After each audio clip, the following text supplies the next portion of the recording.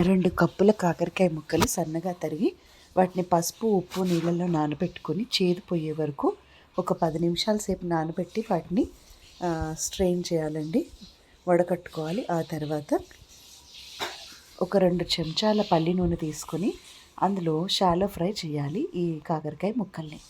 అవి వేగిన తర్వాత ఒక 5 నుంచి 10 నిమిషాలు టైం పడుతుందండి.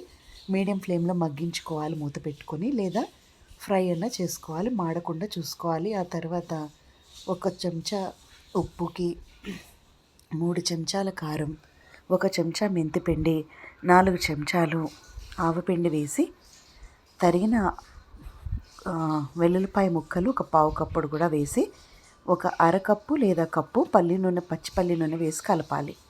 అయితే ఈ కాకరకాయ ముక్కలు కూడా యాడ్ చేసుకోవాలి దీనికి. ఇది కాకరకాయ పచ్చడి అండి. ఒక 4 నిమ్మకాయలు కూడా రసం పిండుకుంటే చాలా టేస్టీగా